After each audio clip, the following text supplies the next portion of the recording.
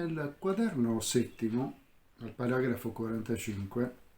Gramsci si pone questa domanda: quando si può dire che una filosofia ha un'importanza storica? Molte ricerche e studi intorno al significato storico delle diverse filosofie sono assolutamente sterili e cervellottici, perché non si tiene conto del fatto che molti sistemi filosofici sono espressioni puramente o quasi individuali e che la parte che di essi può chiamarsi storica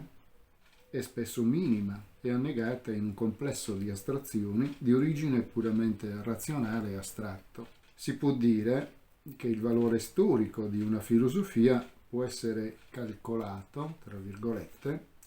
dall'efficacia pratica, sempre tra virgolette, che essa ha conquistato.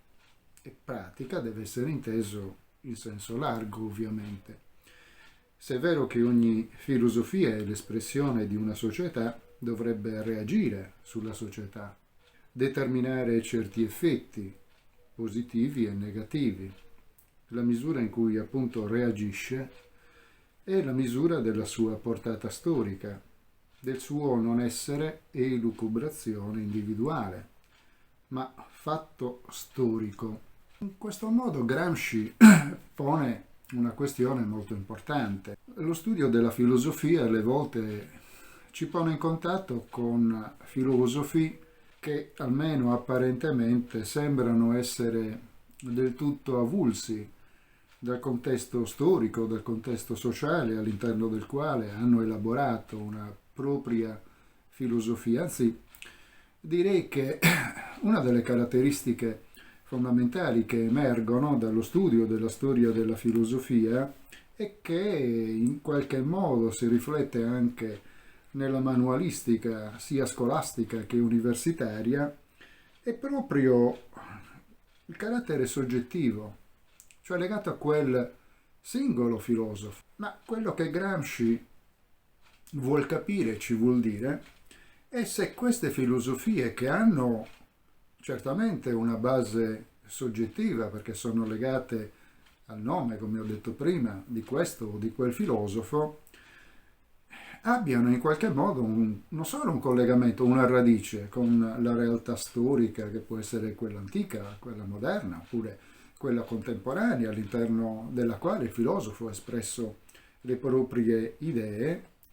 e se per converso queste stesse idee, queste stesse filosofie abbiano reagito, ci sia stato un feedback, appunto,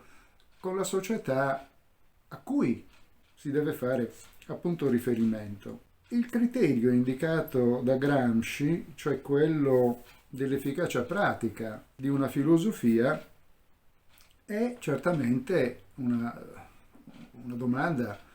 di carattere fondamentale per capire il senso stesso della filosofia. D'altra parte, già Marx, discutendo le tesi su Feuerbach, aveva detto che la verità di una teoria non si dimostra all'interno della stessa teoria, cioè non è una questione formale, oggi potremmo dire non è una questione di dimostrazione logico-matematica della verità di una teoria stessa, ma deve avere un valore pratico e la prassi, cioè il funzionamento reale, sociale, politico, economico, se vogliamo, antropologico, di una qualsiasi teoria, perché questo discorso vale forse anche a maggior ragione per le teorie scientifiche, almeno per quanto riguarda le scienze naturali, non parlo delle scienze logico-matematiche che, bene ragione, per molti versi trovano la loro validità all'interno della dimostrazione logico-formale, per l'appunto dei teoremi che le riguardano, ma appunto per quanto riguarda le scienze naturali, anche quelle più formalizzate come la fisica, dato che debbono rispondere ad un metodo sperimentale, è chiaro che l'efficacia pratica, cioè il successo pratico, ma inteso in senso largo, appunto come intende dire Gramsci, che penso fosse lo stesso senso a cui si riferiva Marx discutendo appunto delle tesi su Feuerbach sia un criterio abbastanza valido ancora oggi per giudicare la validità o meno di una teoria scientifico-filosofica, non solo in astratto, non solo in base alla sua coerenza formale, per così dire, oppure in base alle evidenze sperimentali, se si tratta appunto di scienze naturali, ma proprio nel senso allargato di efficacia pratica e quindi di un impatto della società. Un esempio abbastanza semplice, l'elettromagnetismo, la teoria elettromagnetica di Maxwell,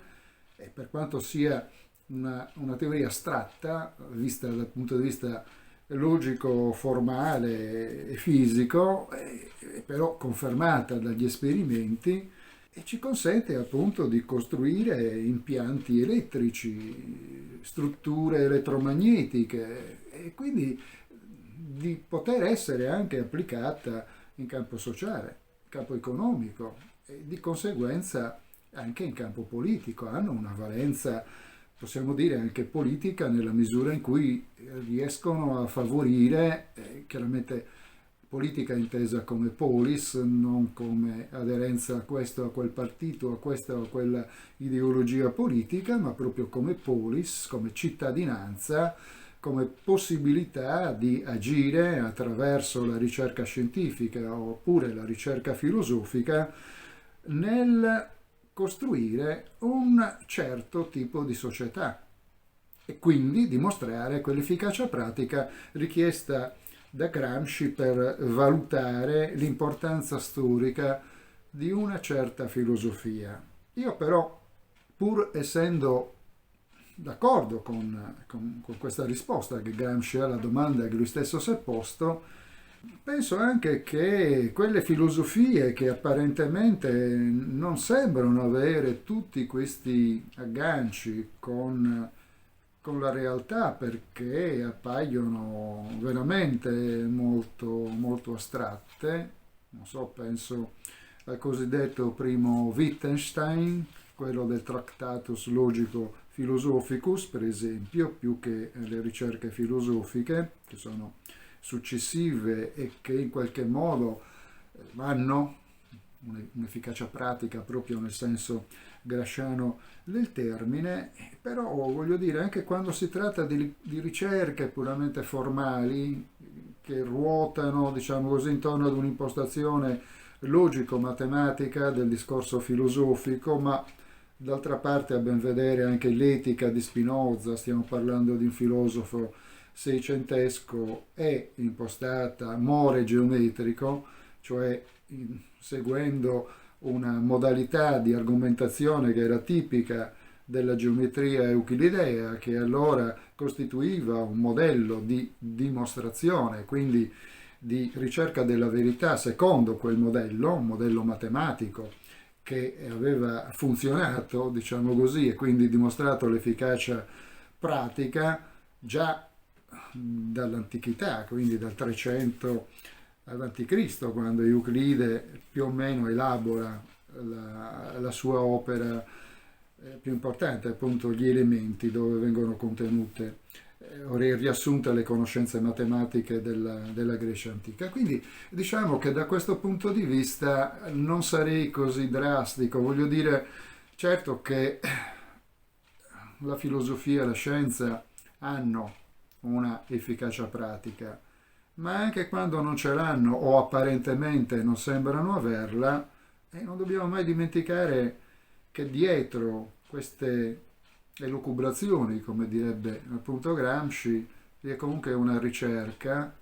un tentativo di dare un senso, e non solo alla filosofia, ma alla propria vita, quella del filosofo, o in generale alla vita, che non debbono essere necessariamente piegate ad un fine pratico, che possono avere un valore in se stesse. D'altra parte ci sono branche, intere branche della matematica o della logica che apparentemente non hanno nessuna importanza pratica oggi